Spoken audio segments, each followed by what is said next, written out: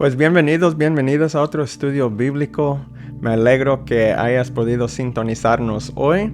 Y antes de comenzar, vamos a orar para poner este mensaje en las manos del Señor. Y ahí donde estén, si pueden orar conmigo, por favor. Padre, en el nombre de Jesús te damos gracias, Señor, por este día, este momento que nos das para estudiar de tu palabra. Te pido, Señor, que estés con nosotros, que tú tomes control de este mensaje, que cada palabra que salga de mí, que venga de ti, Señor. Y también cada persona que esté escuchando podrán recibir de tu palabra, no solamente escucharlo, pero entenderlo profundamente, Señor. Y te doy gracias por todo, en el nombre de Jesús. Amén. Pues qué bueno que se pudieron sintonizar de nuevo, ¿verdad? Que es un privilegio para mí. Y pues vamos a seguir adelante con el estudio bíblico. La semana pasada, si se acuerda, hablamos sobre las parábolas de Jesús, hablando generalmente qué tipo de parábolas Él da, por qué las da y qué representan, ¿verdad? Y hoy vamos a hablar sobre la parábola más conocida, que es el hijo pródigo, que viene siendo encontrado en el libro de San Lucas, libro de San Lucas, capítulo 15, del versículo 11 al 32. Y vamos a leerlo primero. Es una sección así poca grande, ¿verdad? Pero vamos a leerlo, es importante leerlo primero, entonces hablamos de esto después. Entonces vamos a leer Lucas 15, 11 a 32. Voy a leer de la Reina Valera 1960 y ahí lo voy a tener en la pantalla, ahí donde estás mirando. Y pues el versículo 11 nos dice, también dijo, esto es Jesús hablando, también dijo, un hombre tenía 2 hijos. Y el menor de ellos dijo a su padre, Padre, dame la parte de los bienes que me corresponde, y les repartió los bienes. No muchos días después, juntándolo todo, el hijo menor se fue lejos a una provincia apartada, y allí desperdició sus bienes viviendo perdidamente. Y cuando todo lo hubo malgastado, vino una gran hambre en aquella provincia y comenzó a faltarle. Y se arrimó a uno de los ciudadanos de aquella tierra, el cual le envió a su hacienda para que apacentase cerdos. Y deseaba llenar su vientre de las algarrobas que comían los cerdos, pero nadie le daba. Y volviendo en sí dijo, ¿cuántos jornaleros en casa de mi padre tienen abundancia de pan, y yo aquí perezco de hambre? Me levantaré e iré a mi padre y le diré, Padre, he pecado contra el cielo y contra ti. Ya no soy digno de ser llamado tu hijo. Hazme como uno de tus jornaleros.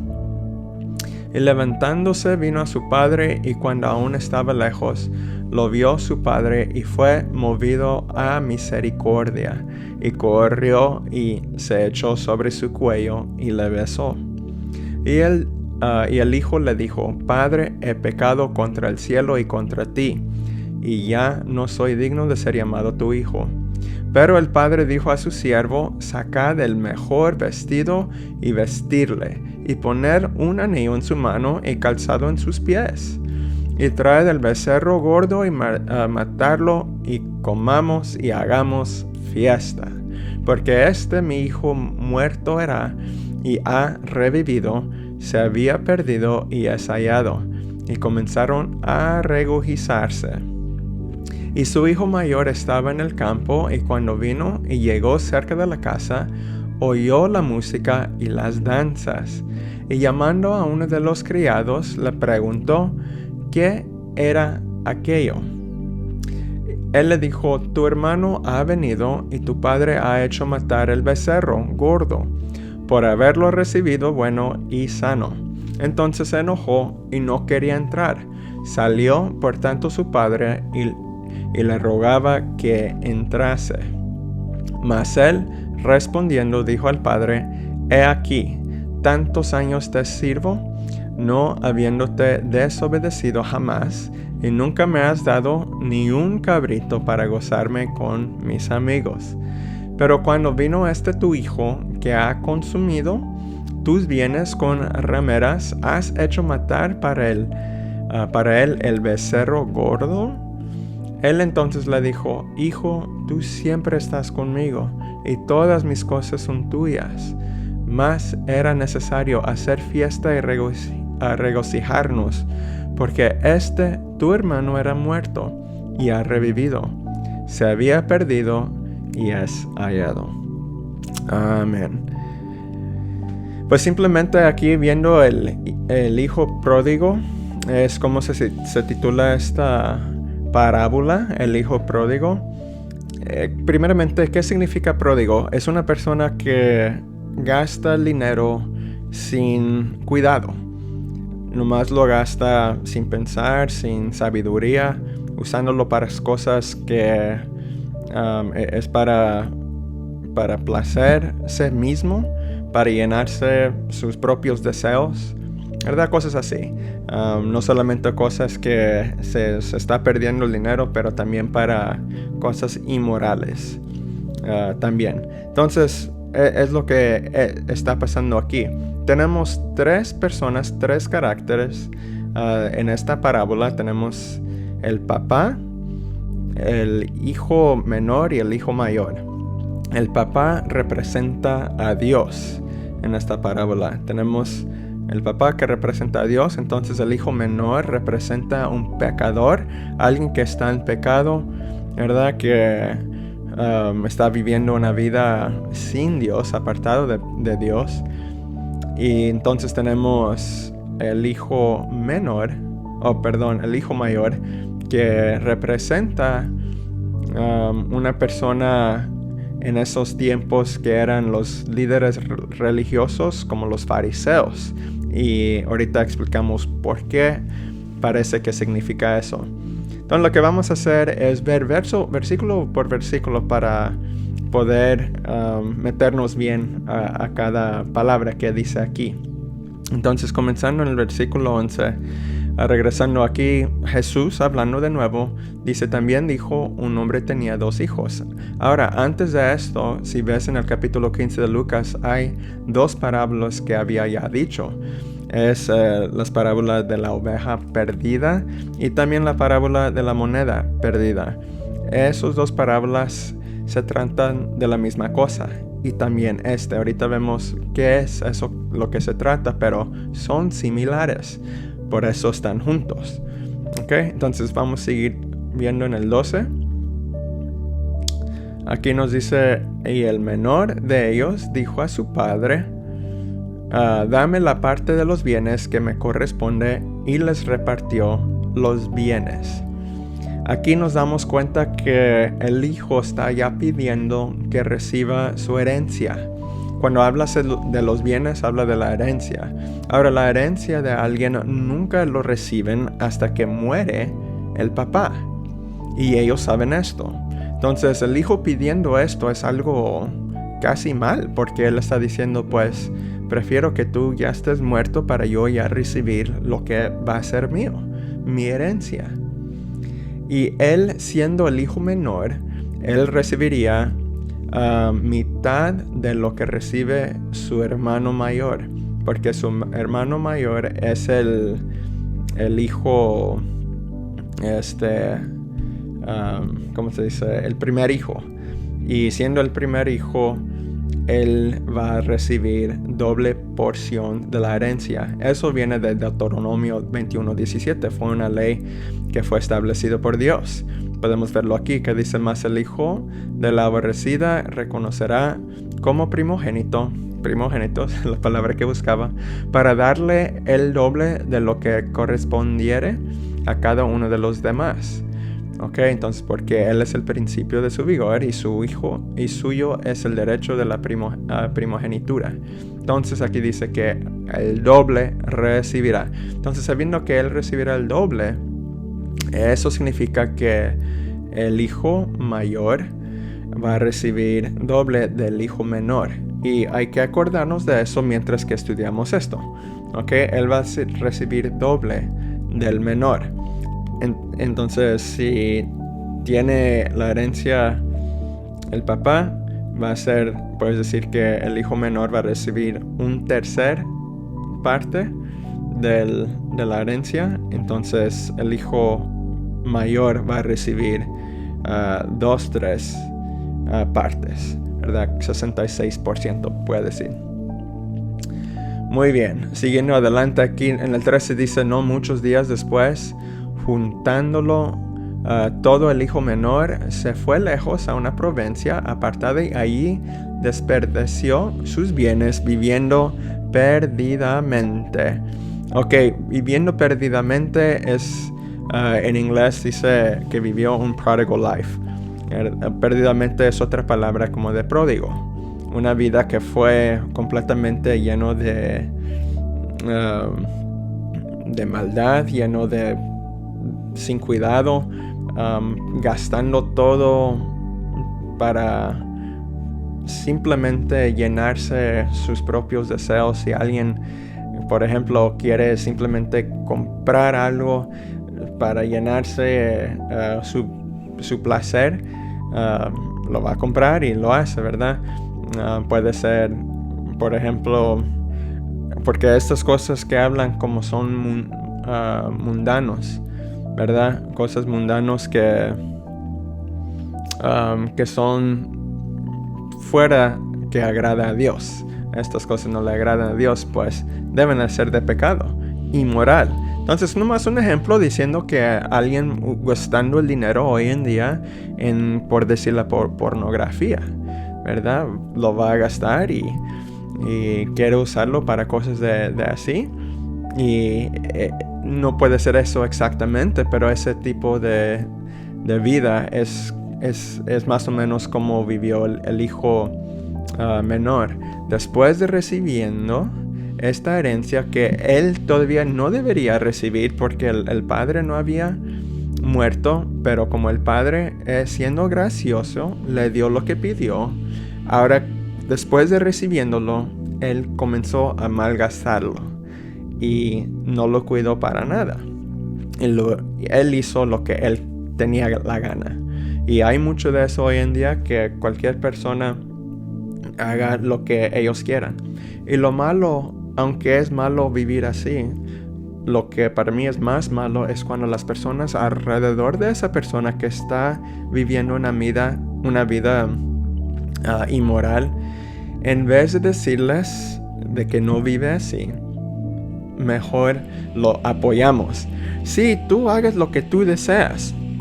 Es tu propia vida, es tu propio dinero. Claro, tú tienes el derecho de hacer lo que tú quieres. Y así es el mundo hoy en día, diciendo que tú, lo que te dé la gana, tú hazlo. Pero eso no es amor. Un amor, en verdad, sería: mira, esto no te está haciendo nada bien. Mejor guarda el dinero.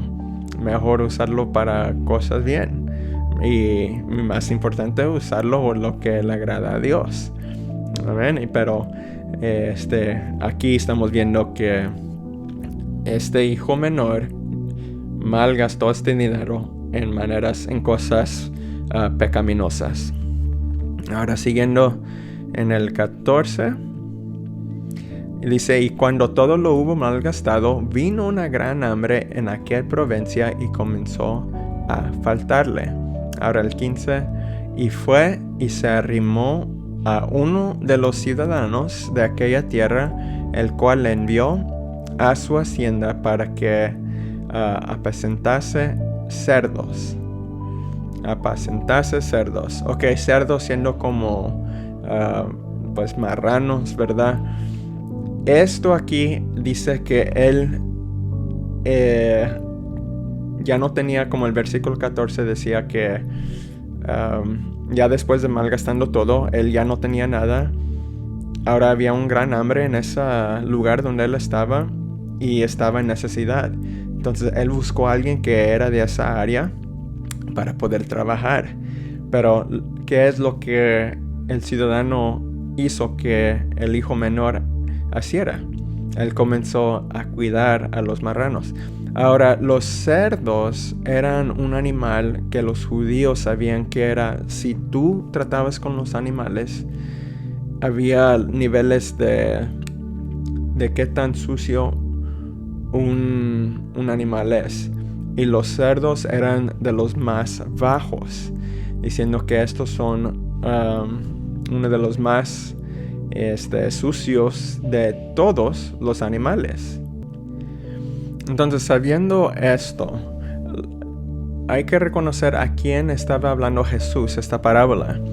Y nos enseña en el versículo 1 y 2 que él está hablando a los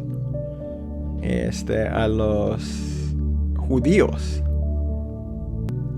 Podemos ver en Lucas 15:1 que dice: se acercaban a Jesús todos los publicanos y pecadores para oírle, y los fariseos y los escribas murmuraban diciendo: los pecadores recibe y con ellos come. Entonces él les refirió esta parábola. Y entonces estas tres parábolas que él decía estaban hablando los judíos, y los judíos saben que, o para ellos, el animal más inmundo, más sucio, es el cerdo. Y alguien trabajando con un cerdo, cuidándolos, es una persona que ya ha llegado tan bajo que ya no hay lugar donde más bajar. Ya se ha echado todo a perder.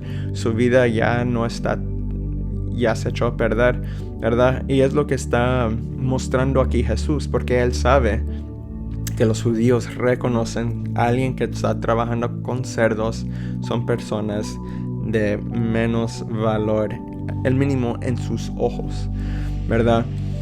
Y es lo que estaba pasando con el hijo menor. Él tenía esta herencia que él recibió en gracia, porque él no tenía el derecho de recibirlo todavía, porque el papá todavía no ha muerto, pero él lo pidió y lo recibió, pero lo malgastó, y después de gastarlo, él ahora estaba en necesidad y ahora estaba trabajando con los cerdos. Estaba en una situación muy, muy fea. Entonces vamos a ver qué sigue diciendo en el 15.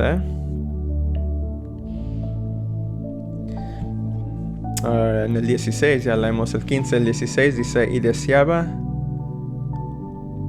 llenar su vientre de las algarrobas que comían los cerdos, pero nadie le daba. Ok, lo que dice que los vientres de las algarrobas que comían los cerdos, eso es algo que no se podía comer para nada. Para los seres humanos, ellos no podían comer esto, si no lo hace morir. Pero dice que deseaba llenar su vientre con esto, porque él tenía tanta hambre.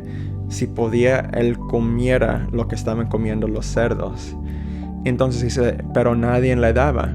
Eso está significando que él estaba también pidiendo dinero, pero nadie le daba nada. Esto está simbolizando su situación donde él está tan desesperado. Él está sin ayuda. Él ya no sabe dónde llegar. Ya no tiene esperanza, ¿verdad? Él ni puede pedir dinero como los pedidores. Las personas pobres que siempre piden dinero reciben más que él. Él está tan bajo que él ni puede pedir dinero correctamente. Está trabajando con los cerdos, pero como quiera nadie le daba. Esta es una situación demasiado desesperado. Él estaba acá con el dinero, con la herencia, estaba bien feliz gastando el dinero, usándolo para su placer, pero perdió todo, no simplemente el dinero, pero casi todo. Y entonces ha llegado a este punto, ¿verdad? Entonces vamos a seguir leyendo en el 17. Y volviendo en sí, dijo: ¿cuántos jornaleros en casa de mi padre tienen abundancia de pan, y yo aquí perezco de hambre? Los jornaleros eran como los sirvientes. Él al fin perdió dinero, y ya después de perder todo, al fin comenzó a pensar con claridad. Imagínese eso. Puede notar que después, cuando él estaba lleno de dinero y todo lo que él quería llenarse, él no podía pensar claramente. Tenía un pensamiento de puro egoísta. Él quería llenarse a sí mismo. Pero ya que perdió todo, al fin pudo pensar con claridad. Y así es con las personas hoy en día. Es lo mismo. Dios quiere una persona pobre en espíritu para que desea más de Dios. Por eso en las bienaventuradas habla de eso Jesús cuando dice bienaventurados los pobres en espíritu, porque de ellos es el reino de los cielos. Y esto es en Mateo capítulo 5, 3 al 6. El 4 dice, bienaventurados los que lloran, porque ellos recibirán consolación. Bienaventurados los mansos, porque ellos recibirán la tierra por heredad. Y también bienaventurados los que tienen hambre y sed de justicia, porque ellos serán saciados. El 3 y el 6 van casi juntos, porque bienaventurados los pobres en espíritu simplemente habla de las personas que desean ser llenos de Dios. Y el 6, bienaventurados los que tienen hambre y sed de justicia. Justicia hablando de Dios, querer ser llenos de Dios, ¿verdad? Y es lo que Dios quiere. Entonces vemos aquí en el versículo 17, en Lucas 15, que cuando el hijo menor dice, ¿cuántos jornaleros en casa de mi padre tienen abundancia de pan y yo aquí perezco de hambre? Él está al fin pensando claramente, se está dando cuenta de su situación, pero se tenía que llegar al punto que él ya no tenía nada para poder pensar claramente. Y Dios muchas veces nos deja llegar a ese punto para al fin para que la persona se pueda dar cuenta que necesita ser lleno de Dios y no llenos de cosas mundanos, cosas que no se te van, cosas que son temporarios, ¿verdad? Algo se puede llenar y sentirse bien uno por unos 10 minutos, 15 minutos, y habla de la droga o del alcoholismo, de la pornografía o de otras cosas que gente puede usar, ¿verdad? Y todo eso, gente gasta dinero. ¿Y qué? ¿Cuánto dura? 15 minutos, pues hay que gastar otro dinero para recibir más, pero ya en mucho tiempo se va a sentir vacíos. Y no solamente se van a sentir vacíos, ya sus bolsas también van a estar vacíos porque ya no tienen dinero y lo malgastaron. Y esto es lo que está pasando aquí con el hijo menor. Ahora, siguiendo adelante, el versículo 18 dice, me levantaré e iré a mi padre y le diré, Padre, he pecado contra el cielo y contra ti. Lo vemos de nuevo que ya llegó el punto que él estaba en desesperación, estaba desesperado, él necesitaba ayuda y ahora estaba pensando con claridad, estaba pudiendo hacer decisiones con claridad.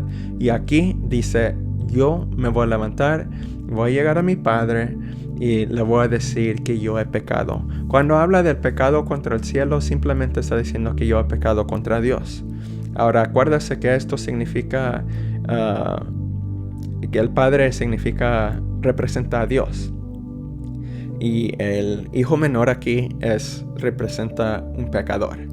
¿Okay? Entonces, esta persona ha llegado al punto en pecado tan bajo que ahora está desesperado para recibir salvación. Él necesita ayuda, ¿verdad? Porque está en un tiempo tan difícil, en un momento de crisis. Y al fin está diciendo, yo voy a ir a mi padre y yo le voy a decir, he pecado contra el cielo y contra ti. Entonces ya se estaba preparando cómo lo iba a hacer.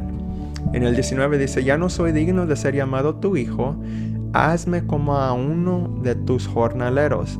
Él está diciendo, mira, yo ni merezco ser tu hijo, hazme tu siervo, ¿verdad? Yo te serviré en cualquier manera, ¿verdad? Como en esclavitud o como sea, pero yo trabajaré por ti, puedo ser un sirviente.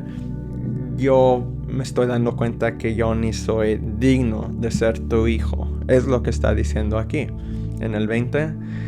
Y levantándose vino a su padre, ahora lo está haciendo. Y cuando aún estaba lejos, lo vio su padre y fue movido a misericordia y corrió y se echó sobre su cuello y le besó.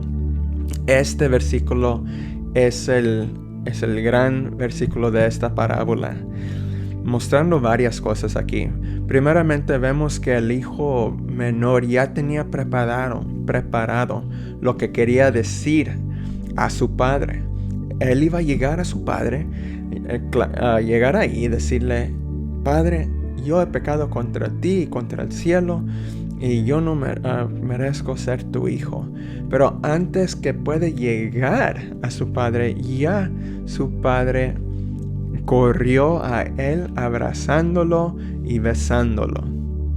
Él no esperaba eso. Yo me imagino que no esperaba eso, ¿verdad? El hijo menor esperaba que el papá iba a decir: ¿y tú quién eres para regresar aquí? Tú perdiste lo que yo te di y tú crees que vas a pedir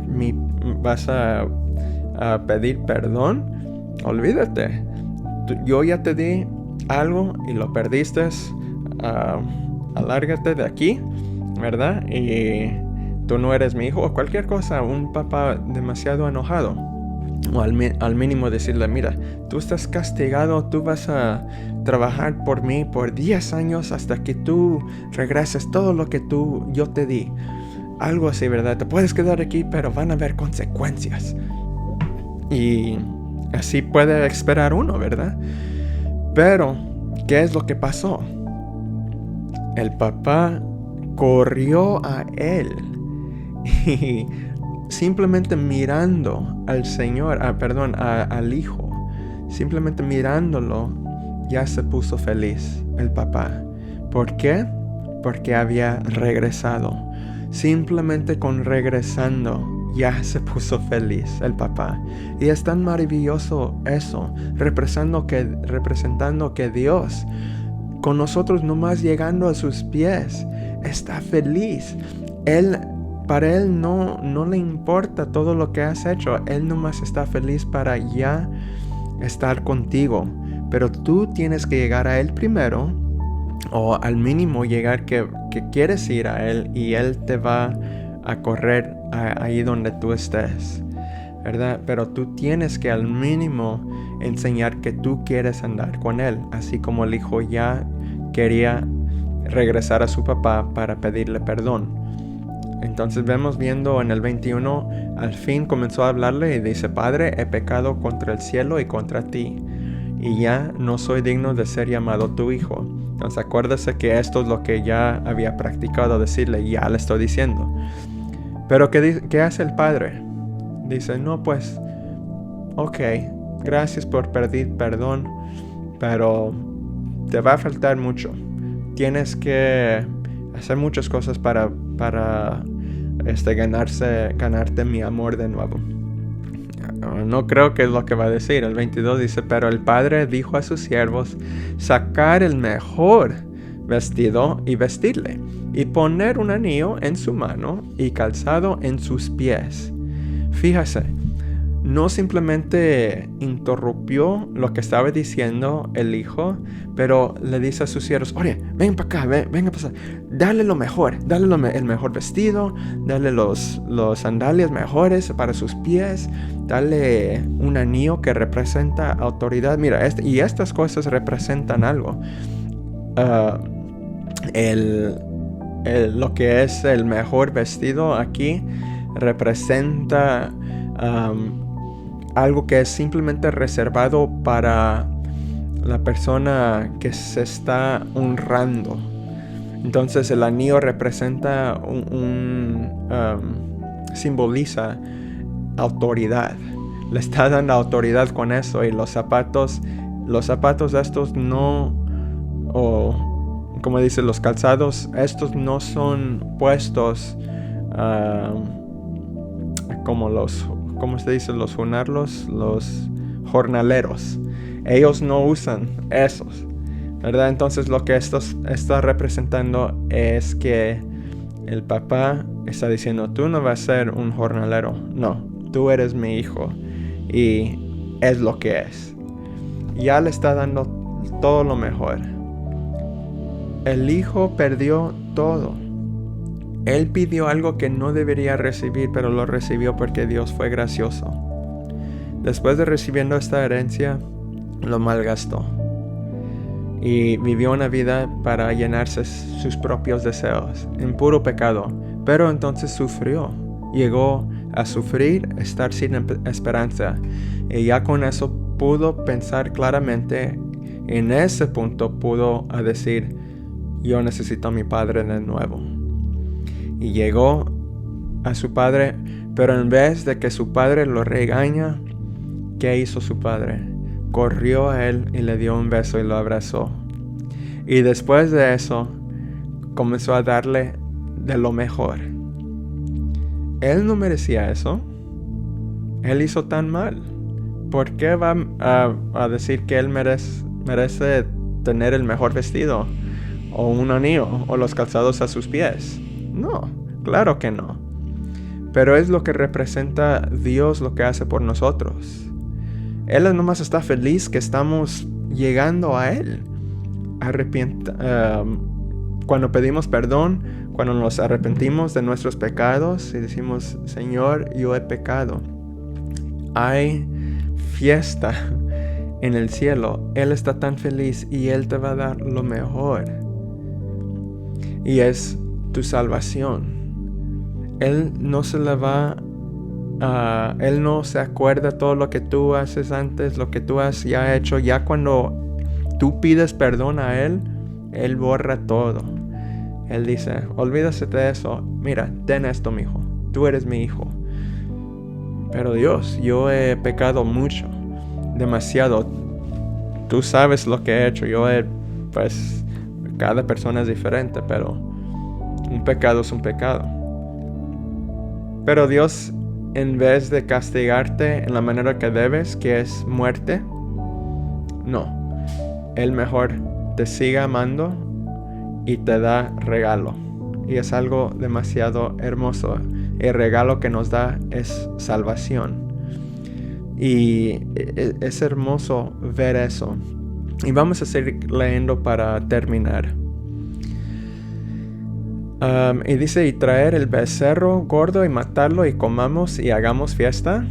Los becerros gordos nomás eran usados en circunstancias de celebración, una celebración grande.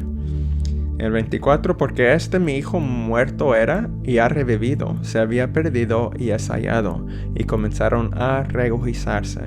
Esto es lo que está pasando en el cielo cuando un pecador llega a los pies de Cristo. Porque una persona en pecado es muerto espiritualmente, pero cuando viene a Cristo se ha revivido su vida, ahora tiene vida espiritual, ¿verdad? Dice que se ha perdido. Los que están fuera en el mundo están perdidos, pero cuando vienen a Cristo son hallados. Es lo que representa aquí. Ahora el 25: y su hijo mayor estaba en el campo, y cuando vino y llegó cerca de la casa, oyó la música y las danzas. Ahora vemos el hijo mayor, que es el hermano del hijo pródigo. Y llamando a uno de los criados, les preguntó qué era aquello. Mira, este hijo ya estaba aquí todo este tiempo. Él nunca se alejó de su papá.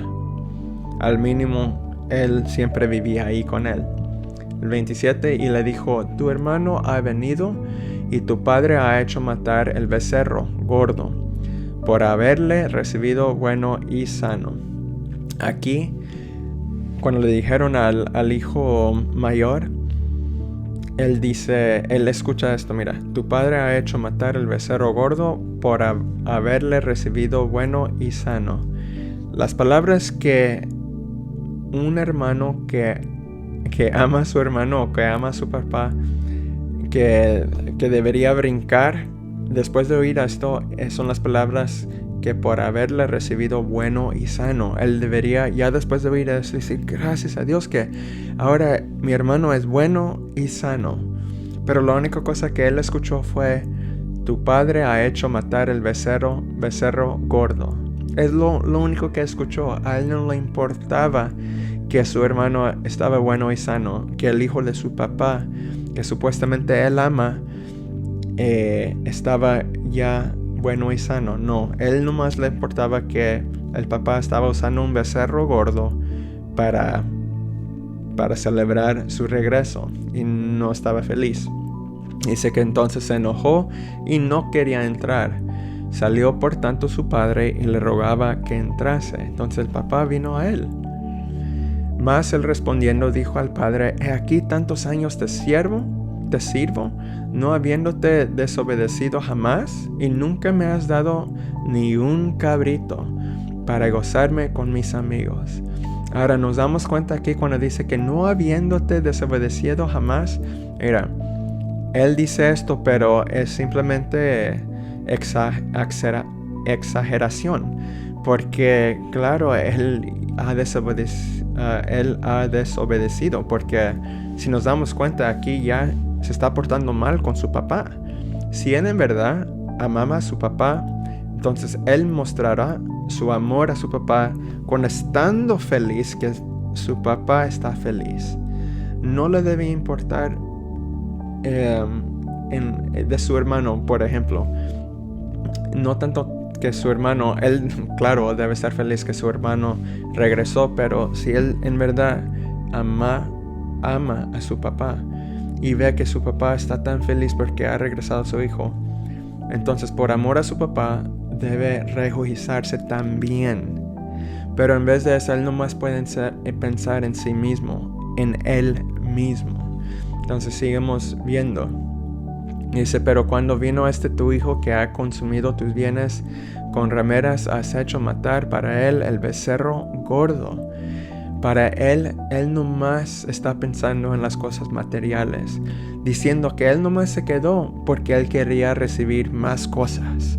Él estaba quedándose con su papá para sí mismo, no por amor a su papá, pero para que él mismo pueda ser llenado, para que él pueda recibir más, mejor, más cosas, más herencia, maybe, ¿verdad? Y es el único razón que se quedó. Y por eso digo que esto representa a los fariseos. Los fariseos que de esos tiempos siempre estaban en el templo. Como el hijo mayor siempre estaba con su papá, los fariseos están en el templo, trabajando en el templo, siempre estudiando la palabra de Dios. Ellos lo tienen a Dios en sus manos. Pero ellos hacían todo lo que hacían de las cosas de Dios, de las cosas del templo, de las escrituras, para que ellos mismos sean glorificados y no para que Dios sea glorificado. Y esa es la comparación. Si en verdad un fariseo amaba a Dios, entonces cuando Jesús venía y desciendo y haciendo todo en el nombre de Dios, ellos deben estar felices que ya el Mesías está aquí, porque viene de Dios. Y también vemos en otros ejemplos, por ejemplo, cuando Jesús sana a alguien y es un día de reposo, en vez de estar felices y en vez de decirle gloria a Dios que está sano, ellos se enojan y dicen: ¿por qué estás haciendo esto en el día de reposo? A ellos no les importan porque que había sanidad o que Dios hizo algo maravilloso. No les importó eso. Les importa las reglas, ¿verdad? Entonces el hijo mayor estaba enojado porque el papá estaba haciendo celebración grande para su hijo que se fue y regresó. Mira, él no merece esto. ¿Por qué estás dejando que él reciba todo esto? ¿Verdad? Los fariseos aquí podemos ver pues ya lo hemos leído, pero en Lucas 15, 1, 2 y 3 vemos que está hablando a los fariseos. Se acercaban a Jesús todos los publicanos y pecadores para oírle, y los fariseos y los escribas. Entonces ahí estaban ellos. Pero la cosa es aquí que ellos, aunque estaban allí, o que el hijo mayor estaba ahí siempre con su papá, él no en verdad obedecía a su papá en la manera que él quería. Él estaba haciendo todo, estaba obedeciendo, pero para sí mismo, ¿verdad? Es lo que estaba pasando aquí. Que los fariseos siempre estaban en el templo viendo como que eran gran hombres de Dios, pero en verdad estaban viviendo la vida para ellos mismos. Pero lo bonito lo que dice Jesús aquí en el 31 dice, él entonces le dijo, el padre le dijo, hijo, tú siempre estás conmigo y todas mis cosas son tuyas. Mas era necesario hacer fiesta y regocijarnos porque tu hermano era muerto y ha revivido, se había perdido y es hallado. Esa es la razón por regocijarse. Y el hijo mayor debería reconocer eso, así como los fariseos deben reconocer cuando alguien es de Dios, ¿verdad? Pero como él estaba tan enojado y nomás pensaba en sí mismo, él no podía enfocarse que ya su hijo menor ya es encontrado. No le importaba eso, él nomás pensaba, ¿y para mí? ¿Por qué no me diste estas cosas? Yo quiero esto, ¿verdad? Yo merezco esto, yo me quedé aquí todo este tiempo. Y se enojó. Así los fariseos estaban. Ellos siempre estaban con Dios. Ellos tienen todo de Dios porque tenían las escrituras. Por eso en el 31 dice, aquí Jesús representando al papá, dice, hijo, tú siempre estás conmigo y todas mis cosas son tuyas. Los fariseos tenían todo de Dios. Las escrituras los tenían a su mano. Ellos tenían más de cualquier persona porque lo tenían allí, las escrituras. Ellos siempre estaban en el templo, ellos estaban cerca de Dios, supuestamente. Pero como ellos no están viviendo para agradar a Dios, pero agradar a sí mismo, ellos eran como el hijo mayor que nomás pensaba en sí mismo y que se enoja cuando alguien sea sano. Si ellos lo hicieron, entonces están felices, pero si Dios lo hace, dicen, ¿por qué Dios no me dejó hacerlo a mí? Y en esa manera. Y con eso terminamos con esta parábola. Gracias a Dios por su palabra, gracias porque usted pudo quedarse todo este tiempo. Y pues vamos a orar para darle gracias al Señor por esta palabra. Padre, en el nombre de Jesús te damos gracias, Señor, por este privilegio que nos diste, por hablar de tu palabra. Te doy gracias por cada persona que pudo escuchar, Señor. Te doy gracias por sus vidas. Te pido que los bendigas grandemente en cada aspecto, a sus vidas, a las vidas de sus hijos, de sus papás, mamás, hermanos, hermanas, amigos y amigas, y para que ellos puedan ser bendecidos por tu palabra, Señor Jesucristo. Te pido, Señor, que estés con nosotros durante este fin de semana, cuídanos, y también esta semana que viene, que estés con nosotros y que nos guíes en cada aspecto, en cada paso que tomemos, Señor, que tú seas la persona que nos esté guiando, Señor. Y te doy gracias por todo en el nombre de Jesús. Amén. Pues Dios los bendiga, Dios los guarde. Si les gustó este estudio bíblico, lo pueden poner like. Si no lo ha hecho, también suscribe a nuestro canal para recibir más estudios bíblicos en el futuro. Y pues Dios los bendiga, Dios los guarde. Nos vemos hasta la próxima semana. Y pues que estén bien. Dios los bendiga.